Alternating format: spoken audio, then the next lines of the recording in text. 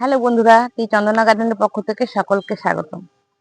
তো বন্ধুরা, আজ কিন্তু এখন নিয়ে এসেছি জবা। যেহেতু তোমাদের অনেকেরই প্রশ্ন ছিল আমার কাছে যে দিদি ভাই আমাদের গাছ হলুদ হয়ে যায় কি করে, আর তোমার গাছে এত সুন্দর ফুল আসে কি করে। তো দেখো, আমি তোমাদের কথাতেই আসি। যারা যারা জানতে চেয়েছো, রিক্তা, সোমা, আশিয়া আর আছে তানিয়া।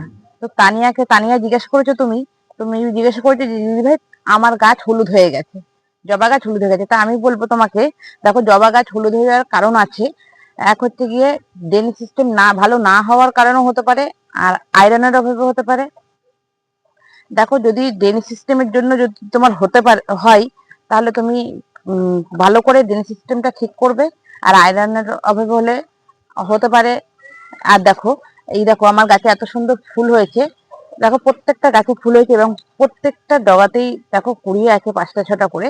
আর ছোট বড় সব সব সব গাছে মোটামুটি কুড়িও আছে, ফুলও আছে। তো যেগুলোতে ফুল ফুটেছে আমি মোটামুটি সেইগুলোই আমি বার করে নিয়েছি আজকে, দেখো তোমাদেরকে দেখানোর জন্য। তো আর খাবার আর একটা কথা চলে আসি, যে আমার গাছে এত সুন্দর ফুল কি করে। তো দেখো, আমার গাছে ফুল হয়েছে। আমি দেখো, যখন আমি এর কিছুদিন আগে আমি এই গাছগুলো ভালো করে রিপোর্টিং করেছিলাম। তো রিপোর্টিং করেছিলাম যেহেতু, তখন আমি মাটিতে ভালোভাবে আমি খুব বেশি পরিমাণ জবা গাছ যেহেতু খাবার পছন্দ করে, তাই আমি খুব সুন্দর করে ভালোভাবে আমি খাবার দিয়ে নিয়েছিলাম। তো কি কি খাবার দিয়েছিলাম সেটাই বলি আজকে তোমাদেরকে। দেখো, আমি মাটির সাথে মিশিয়ে নিয়েছিলাম হাড় গুঁড়ো, শিমকুচি, নিমখোল, আর দিয়েছিলাম গোবর সার আর ভার্মি কম্পোস্ট। এটা আমি দিয়ে ভালো করে আমি আর দিয়েছিলাম পটাশ। দিয়ে ভালো করে মাটিটাকে আমি তৈরি করে নিয়েছিলাম। দেখো, তারপরে কিছুদিনের মধ্যেই দেখো আমার গাছে ফুল চলেছিল। আমারও কদিন স্টপ ছিল খাবার দেওয়ার, মোটামুটি 15-20 দিনের মধ্যে আবার গাছে ফুলে ভরে যাচ্ছি।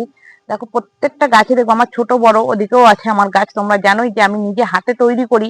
যেহেতু আমি এই গাছ থেকেও দেখা গেল, দেখো অনেক গাছই আছে আমার কাছে। দেখা গেল আমি এই গাছ থেকে আবার আমি যখন কাটিংস করব সেই ভিডিওটাও তোমাদেরকে দেবো, যে আমি ছোট গাছ থেকেও আমি কাটিংস করে কিন্তু চারা তৈরি করি। তো যাই হোক বন্ধুরা, দেখো আমার তো ছোট ছোট গাছেও আমার ফুল আছে। তো তোমরাও আমার টিপসটা ফলো করতে পারো। আর তা না হলে তোমরা আমার আগের ভিডিও দেখতে পারো, যে আমি কিভাবে আমি মাটি তৈরি করেছিলাম, কিভাবে আমি খাবার দিয়েছিলাম গাছের, আর ড্রেনেজ সিস্টেমটা কিভাবে করেছিলাম।